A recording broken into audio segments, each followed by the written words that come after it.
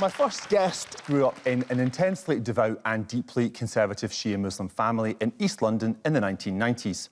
He prayed to Allah to make him straight and dodged gangs on the way to and from his failing school. He dreamt at points of becoming a lawyer and of finding a boyfriend. Neither seemed possible. And yet, please welcome the author of A Dutiful Boy, Mohsin Zaidi.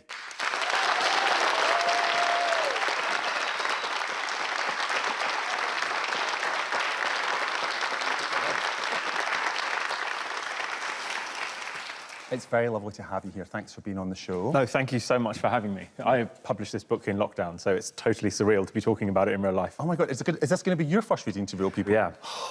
Very exciting. All right then, let's have it. OK. Her promise to meet him was only to placate me. It was hollow, like our love had become. For 10 years, my mum had resisted, fought against the idea, as though she were holding off an army at the castle gates. And yet, here we were.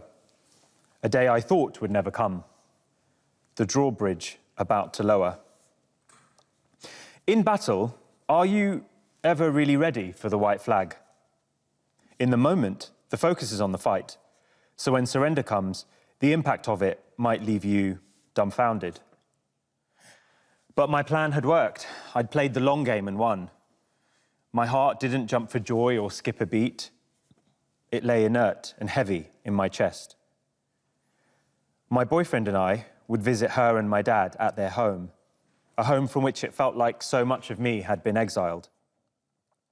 Now, though, we would both go there to eat Pakistani food, cooked with her hands, with her history. Tastes from a faraway place to usher in an equally foreign concept. My parents lived in a London suburb 6 stops east from Mile End on the Central Line. Those 6 stops were almost as familiar to me as the family home itself. Usually, I travelled alone, and at each stop, a part of me would fall away. At Stratford, I would forget what they had said to me. At Leighton, I would discard what they had done. By Leytonstone, I'd put down the anger I felt towards Islam, dear to them and once so dear to me. At Snaresbrook, I'd suppress my anger towards them. Then South Woodford, the penultimate stop. That's where I would leave behind what I cherished most of all, my love for him. To take it with me would have been to disrespect, to demean it. On this day, though, no part of me would be left behind, not my love for him and not him either, not his whiteness or the sharp blue of his eyes. If only I could dim the bright blue, which I loved so much, just for that evening.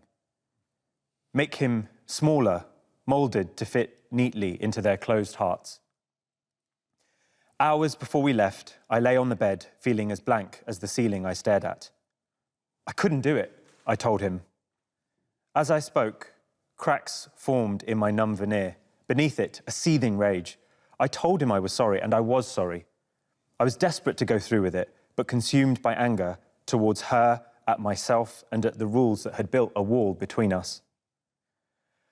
But then we were on our way, on a train heading for the unknowable.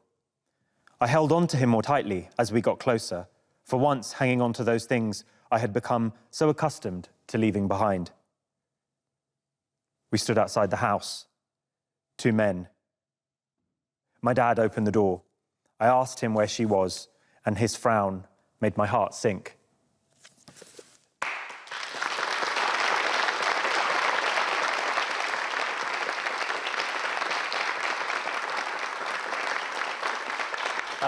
It's a fantastic book, and I met you not long after you'd finished it. And when I met you, you were absolutely terrified of the book coming out. What was it that you were scared was going to happen, and did any of those things actually happen?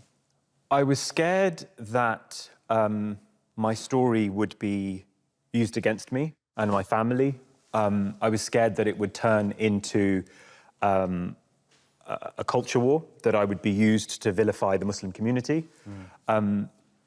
I worried that I wasn't a very good writer. I worried about being laughed at. So there was lots of layers of insecurity. I think when you're writing any book, it's really petrifying. But to add to it the fact that it's your first book, and then to add on top of that, the fact that it's so personal. I'm really proud of it, and you should be. Some of the things that it's done, you know, the messages I receive every day on Instagram and Twitter from people, that's why I wrote the book.